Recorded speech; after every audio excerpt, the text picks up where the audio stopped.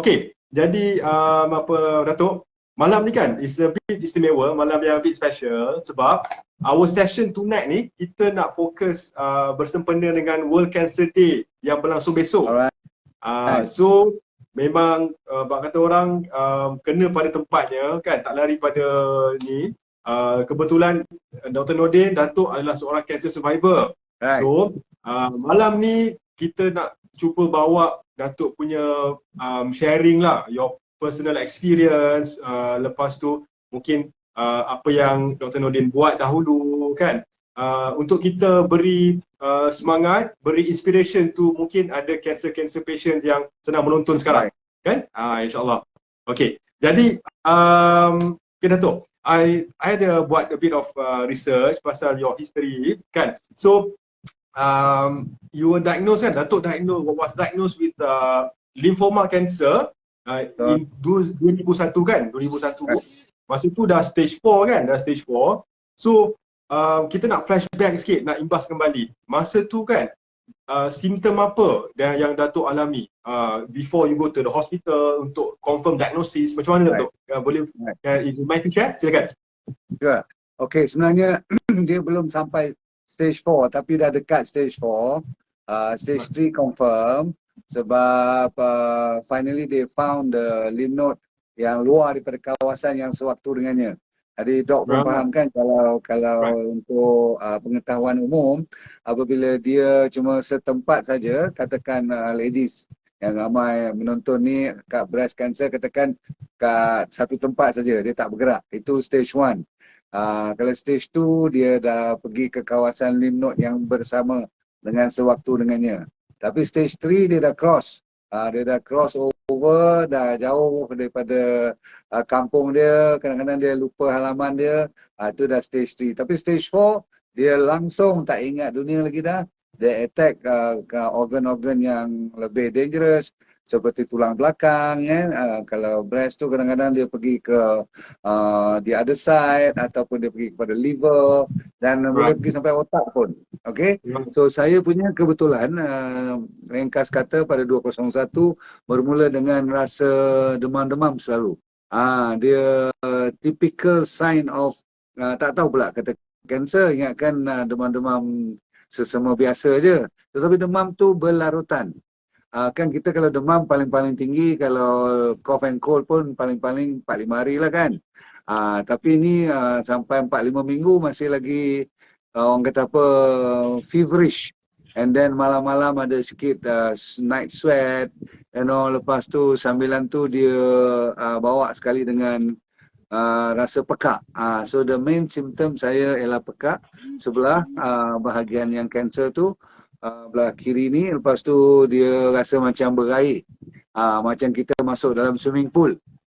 Padahal rupa-rupanya dah tahu cerita, barulah tahu yang lymph node tu dia dah mula menekan bahagian eustachian tube. Kan kita ada tube yang bila kita turun kapal terbang tu kan kita ada blow kan, nak balance antara pressure luar dengan pressure dalam telinga kita. Okey, tapi kali ni buatlah macam mana pun dia tak balance juga. Dan lagi lama lagi kuat cakap. Kan orang kalau pekak ni dia tahu pendengar, so dia rasa dia macam kena cakap kuat. So lama kelamaan sampai kawan tegur lah. Dan masa tu pun saya dah rasa badan dah mula asyik-asyik nak kena Panadol je baru boleh keluar pergi kerja. So something is not right lah. So bak kata orang di kampung dulu, kalau you rasa macam berair dalam telinga, you tuang air lagi, betul tak? So tak tahulah zaman Dr. Azam ni masih buat tak apa tu petua macam tu. Kita tuang lagi air supaya air tu join dengan air dalam telinga kita. So kita tunggang dia supaya dia tarik keluar air tu. Jadi dah buat beberapa hari pun tak mau nak improve juga. Kelang kabut lah. Pergilah tempat University Hospital, tempat saya belajar dulu, bukan sebagai pelajar, bukan sebagai doktor, tapi sekarang sebagai pesakit. Itulah. So very interesting Datuk, sangat menarik your personal experience kan, before diagnosed and then dekat UH, kat PPUM, and then saya ada buat sedikit bacaan Dr. Nordin, Datuk memang you sempat buat beberapa cycle of chemo kan? Dr. Nordin? Betul. But didn't completed the cycles. Saya sepatutnya buat 6, saya complete 5. Ya, 5. Sebab yang last tu tak tahan lah. Faham Datuk. Faham, understand ya. Okey. Jadi understand. Jadi Datuk, saya nak tanya sikit, mungkin nak minta Datuk kongsi sikit lah, masa Datuk dah confirm diagnosis tu kan, dah pergi ke UH, dah confirm diagnosis, apa yang bermain di fikiran Dr. Nordin waktu itu? Mungkin perasaan yang bercampur baur ke, atau nak depress ke, macam mana Dr. Nordin? Ini soalan cepu mas. Soalan yang mahal tau. You tanya right on the spot because untuk ramai bagi mereka yang pertama kali dapat diagnosis, yang anda boleh bayangkan bila doktor ambil biopsi, kan selalunya kanser ni dia ambil sikit tisu untuk nak dikonfirmkan. Dah suspek, dia akan ambil tisu, dihantar. Jadi daripada masa hari dihantar tu sampai hari yang dia panggil balik tu, selalunya dalam masa, kalau saya tu sebab ada kontak dalam tu dan doktor, bekas doktor semua tu, dia orang bagi laju sikit lah. Dan yang buat pathology report tu pun classmate saya. Okay. Masa tu dia dah jadi profesor lah. Jadi saya kata, Profesor Wong nama dia. Baik kawan saya tu, dia, hang tolonglah bagi cepat sikit, aku tak boleh ni. Jadi orang lain pun saya boleh faham.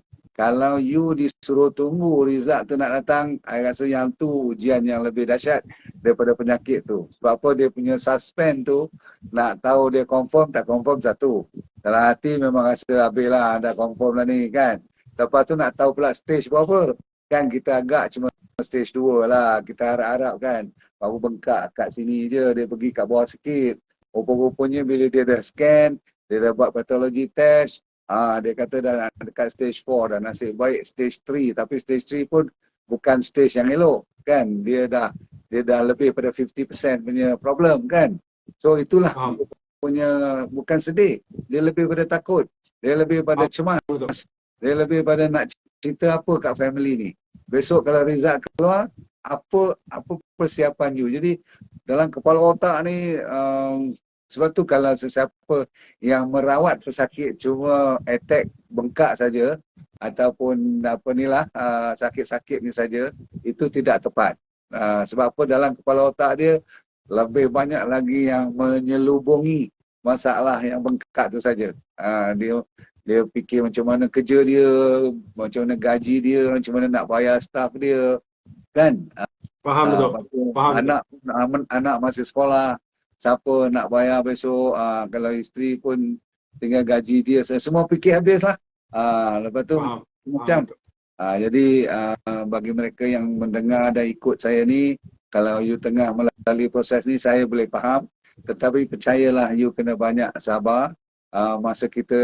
Masa saya dulu tak ada siapa yang datang pegang tangan yang kata sabar ataupun jangan takut, sebab kita tak cerita semua kat orang. Betul tak? Tak mungkin kita cerita pun. Bahkan saya tak nak cerita pada sesiapa pun. Yang tahu tu cuma kawan-kawan rapat je lah. So, itu dia. Dan you bayangkan, katakan besok hari report tu datang. Macam mana malam tu? Boleh bayangkan tak? Faham betul. Memang tak boleh tidur dah tu. Memang saya rasa semua tak boleh tidur lah satu malam tu kan. Nak tunggukan that report. Okay. And then berikutnya, Datuk, saya nak tanya ni, dari mana Dr. Nordin, Datuk ni dapat sumber kekuatan? Where do you get your strength untuk harungi rawatan dan harungi pengalaman menghidap kanser ni, Datuk? Mungkin from your family, saya suppose, atau ada rakan baik? Saya kira dia tak ada masa pun nak fikir. Maksudnya you don't have time to terlalu banyak memikir, sebab you tengah fokus macam mana nak menyelesaikan masalah you. Ada harapan, tak ada harapan, jadi you tak ada ruang. Saya lah tak ada ruang untuk membenarkan belas kasihan sangat pada diri sendiri kan. Kadang-kadang kita kesian kat aku, kenapa aku seorang je kena. Memang soal tu timbul. Bahkan kalau you tengok perjalanan kanser riwayat saya tu 3 bulan pertama memang saya bergaduh besar dengan Yang Maha Esa. Jangan main. Bukanlah bergaduh besar macam mana. Kita banyak menyoal. Kita kenapa aku, kenapa orang lain yang tak apa tu, yang isap rokok, yang tak jaga badan, yang tak jaga makan, semua tu tak kena. Dia mula nak cuba justify why should I get and not others. Jadi itu antara benda yang tak sepatutnya saya buat, tetapi dah saya kata tadi dia jadi rebellious. Bahkan saya rasa bukan saya seorang macam tu, pernah saya tanya rakan-rakan sejawat. Masa tu ada rakan-rakan sejawat. Kau kanser apa? Aku kanser apa? Kan kalau masa kita pergi kemo tu kan ada 10 orang. So ada yang muda, ada yang tua, ada yang wheelchair, ada yang tak boleh jalan, ada yang masih senyum-senyum lagi. So saya masih ingat kawan sebelah saya tu budak seorang muda lagi. Saya dah 3 kali cucuk, dia pertama kali. Boleh tengok dia punya ketar tu, dia punya panik dia tu, berair mata dia semua. Saya pula nak kena pujuk dia. Jadi secara ringkasnya kekuatan tu datang daripada suasana yang telah berlalu dan tengah berlalu. Masa tu kita layan day by day. Dan seolah-olah saya mempercayai yang Tuhan tak akan naikkan saya lah. Maksudnya seolah macam Tuhan akan bagi peluang lagi. Saya macam percaya yang ada lagi chance. Walaupun dah nak masuk stage 4, saya percaya Tuhan tu maha kaya dan saya macam merasakan ada benda lagi yang saya boleh offer to the world ataupun offer to this part of the world lah. Sekurang-kurangnya pada masyarakat. Masa tu tak fikirlah nak buat Facebook ni ke, nak buat TikTok ke YouTube. Mana ada masa tu. Masa tu belum ada tu. Social media tak wujud lagi masa tu. Dia tak wujud lagi. Kita tak adalah nak fikir nak buat secara besar ke kecil ke. Yang penting aku nak survive je. So that I can continue and do something. I knew I have to do something. Right. So apa yang menarik Datuk kan from your story ni, from your history ni kan, sejarah, I found out that sebenarnya Datuk ada satu hari tu dapat ilham ya untuk buat non-conventional rawatan untuk kanser ni. Maksudnya sesuatu yang bukan mainstream lah. So boleh Datuk ceritakan sikit macam mana timbul ilham tu kan, sehingga mungkin boleh dikatakan bantuan daripada the divine intervention lah kan, bantuan daripada ilahi lah kot, beri ilham tu. Boleh Datuk kongsikan sikit Datuk? Yes. Sekarang kita boleh cakap lah kan, masa tu kita tak boleh feel benda yang apa yang Tuhan cuba adakan pada saya. Hikmahnya kita tak tahu, tapi yang kita tahu insya-Allah ada sesuatu yang rahsia Allah bagi, kita pun tak tahu. Tiba dalam bulan ketiga, keempat macam tu, rambut dah botak habis lah. Muntah-muntah semua tu dah biasa. Anda yang pernah lalui kemoterapi zaman dulu, mana ada anti rambut luruh. Kan sekarang kan dah ada anti rambut jadi tak luruh. You tak muntah, semua ada. Ubat-ubat sekarang dah manja. Dulu mana manja, dia lepaskan awak, masuklah botak kepala, merah muka, jadi bulat sebab kena steroid semua kan. Tapi bulan ketiga, bulan keempat apabila rakan-rakan sering datang dan bawa air zam-zam, itu dia. Dia bagi air ni, ialah orang Islam, kita air tu yang terbaik kan, jadi penawar kan. So bila saya ringkaskan cerita minum ni, dia punya side effect daripada kemoterapi tu, orang kata apa, kalau ada pun negligible, maksudnya terlalu tak terasa apa-apa. Botak tetap botak, tapi tak adalah tak boleh pergi sembahyang, tak boleh pergi masjid, semua tu biasa je. Okey, pergi balik macam keluar rumah pun masih steady lah. Kecuali hari pertama, hari kedua. Lepas tu tunggu 2 minggu lagi macam biasa. Jadi saya duk heran, macam mana boleh steady kalau dah 3 round ni kan. Orang kalau kena 3 round kemo semua, dia dah lembik lah kan. So masuk bulan keempat saya rasa ada sesuatu lah tentang air ni. Itu dia. So bila masuk nak habis lagi 2 cycle tu saya dah mula go up. Orang kata apa dengan water therapy. Jadi kali pertama saya kena cancer, saya ulang. Kali pertama, berarti ada kali kedua ada kali Betul. kedua, ada relapse sekejap. Tapi kali pertama tu dia membetulkan keadaan dengan cuma konsep air zam-zam. Konsep. Saya tak dapat air zam-zam hari-hari. So kita kena cari air yang berkonsepkan air zam-zam. Kalau kita semua pernah dengar, saya banyak kali cerita riwayat ataupun rahsia air zam-zam tu terlalu besar sampai hari ni pun saintis belum dapat hampir semua lagi jawapannya. Contoh pH dia berapa, energi dia berapa, mineral dia berapa, kenapa orang tawaf tu lawan jam, kenapa air tu masuk dalam bekas-bekas yang kena bulat, tak boleh 4 segi dan sebagainya. Jadi pelajaran tu cukup dahsyat.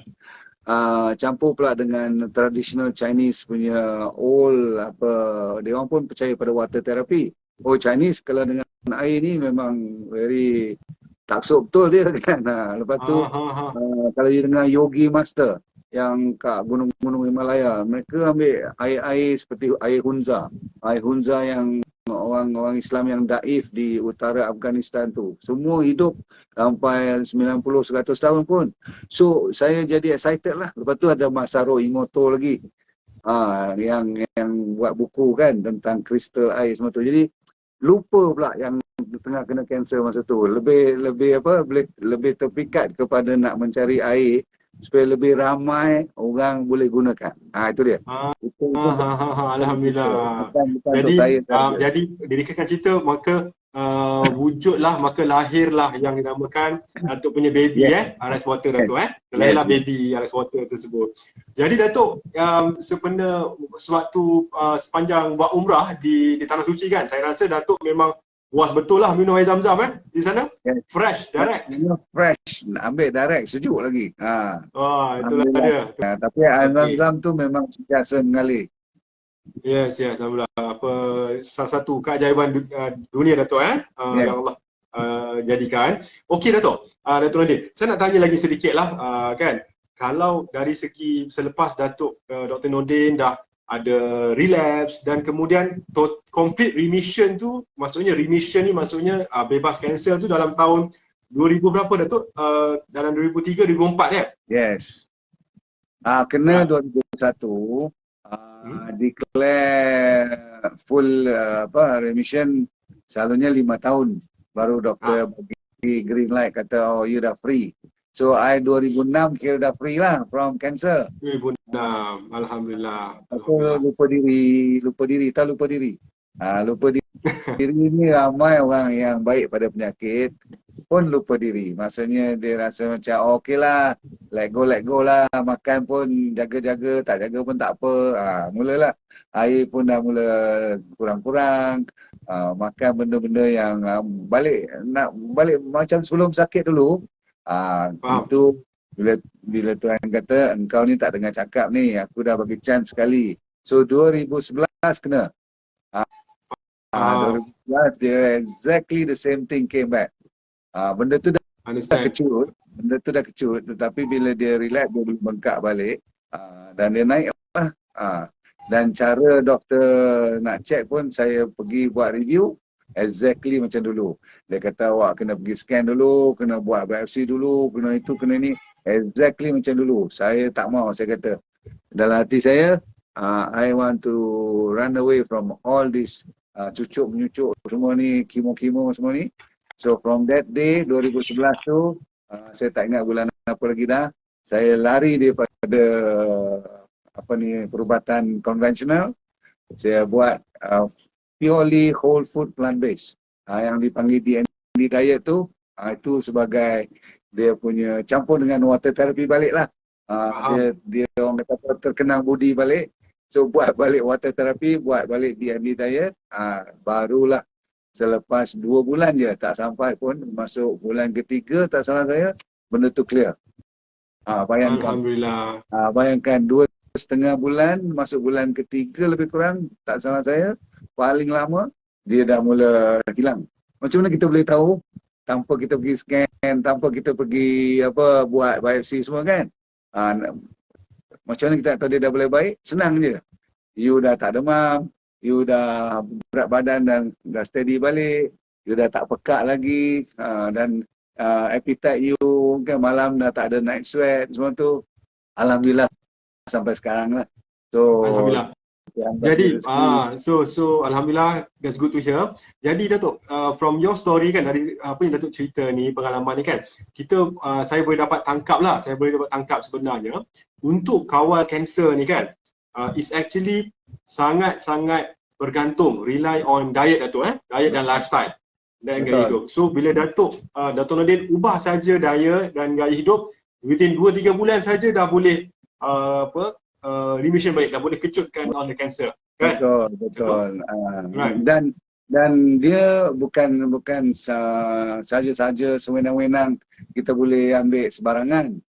Dia mesti ada ilmu juga, walaupun tak terlalu susah, tetapi kadang-kadang orang tak mau ikut. Senang dia sebenarnya.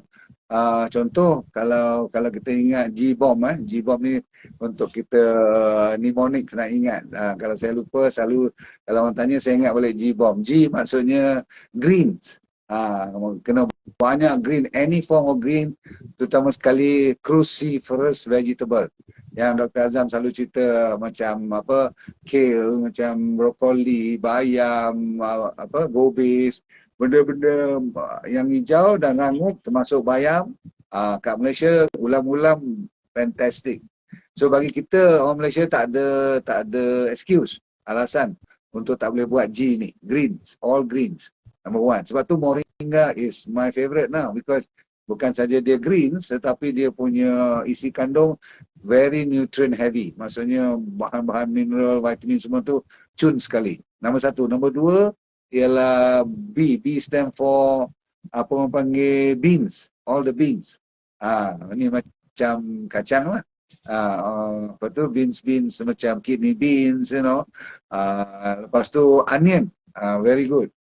Jadi saya banyak masa tu dah takut. Mestilah ikut kan. Orang kalau takut ni, dia ikut habis-habis.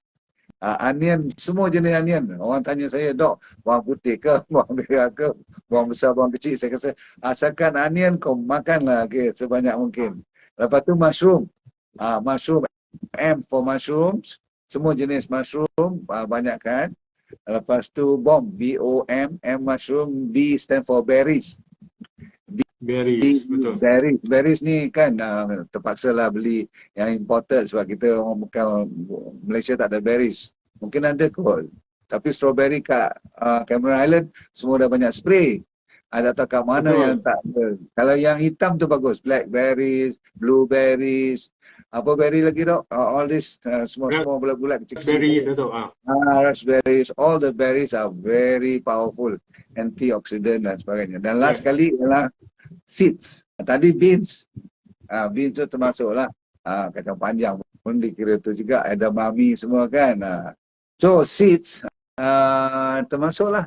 Kalau biji-biji rin seperti pumpkin seeds, all those avocado, almond, walnuts. Right. Once you copy ni dan you jadikan ni sebagai makanan harian, beres. Termasuk water therapy dan baru ni saya found out celery is another good thing. And then siapa yang tak cukup matahari wajib. Saya dapati yang ni yang membolehkan saya recover very fast. Kau dulu malas nak pergi jemur tapi bila dah kena second time tu hari-hari jemur lah. Masa tu saya tak ada D3K2 lagi. Tak pandai 11 tahun dulu. 10 tahun dulu. Betul. Mana doktor macam saya pandai. Saya tak tahu lah doktor-doktor lain pandai tak, tapi banyak macam saya ni tak tahu. Walaupun doktor yang D3 ni is very anti-inflammatory. Very senang untuk kecutkan benda-benda yang bengkak ni. So siapa yang berpenyakit atau tengah sakit, pain management pun banyak pakai D3K2 sekarang dengan sacha inchi oil. Sacha inchi oil kan omega 3. Itu pun rezeki kali kedua. Kali pertama rezekinya ialah RX water. Rezeki kedua ialah sacha inchi oil. Yes. Okay, habis nak lawan dengan Tuhan macam mana lagi, dia dah bagi macam-macam dah. So sekarang tak boleh komplain lagi dah. Kena buat kerja je. Kena bagi manfaat sebanyak mungkin pada rakyat. Sebab dia dah bagi kat saya sampai 2 kali. You tanya saya kenapa saya bersemangat, tak ada jawapan lain. I owe, Faham, faham. saya hutang. Saya banyak hutang. Understand. Dulu gaduh. Alhamdulillah.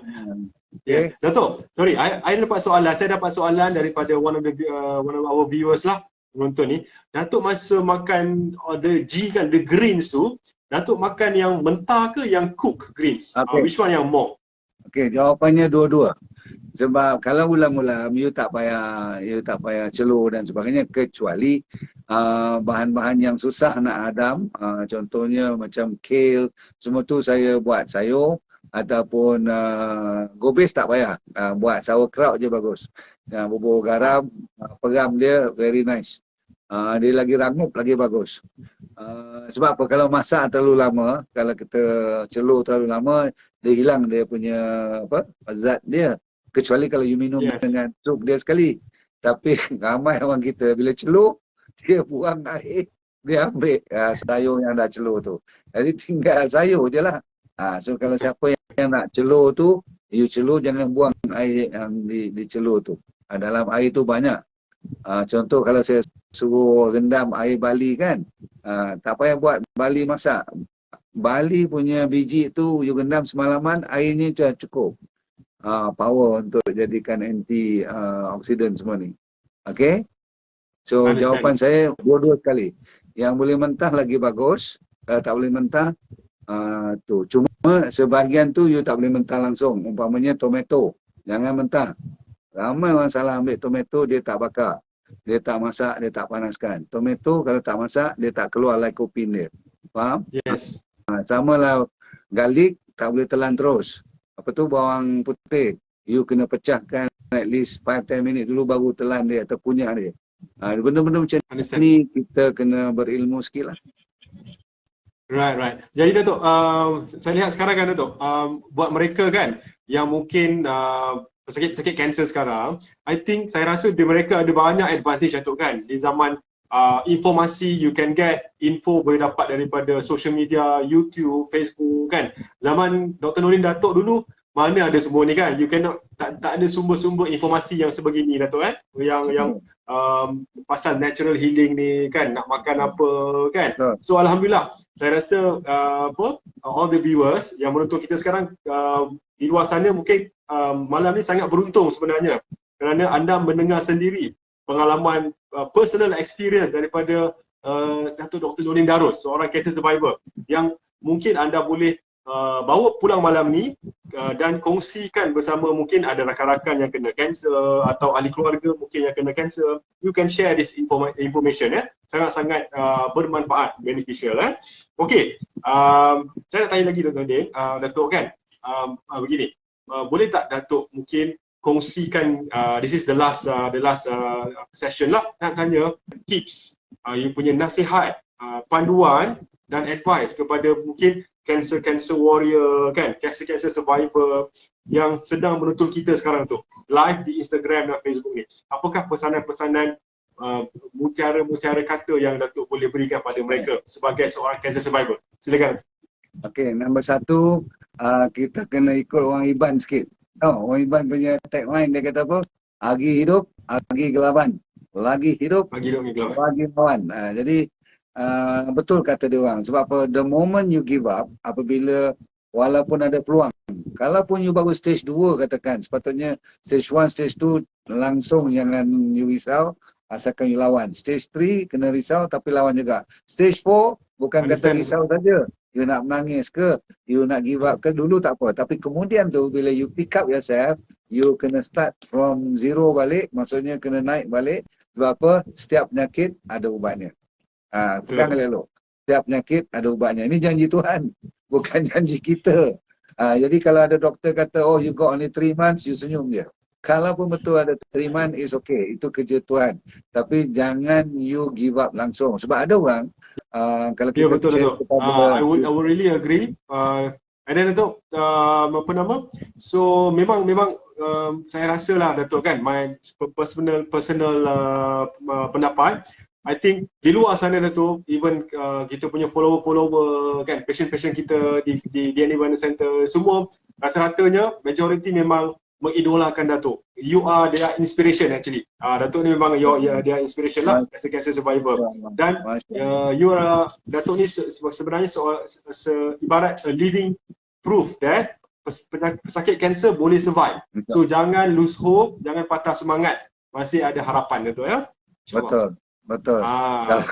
Kalau kita putus harapan, itu permulaan graf dia untuk penyakit ni senang je, you ingat. Dia cuma boleh naik, improve, atau dia boleh turun.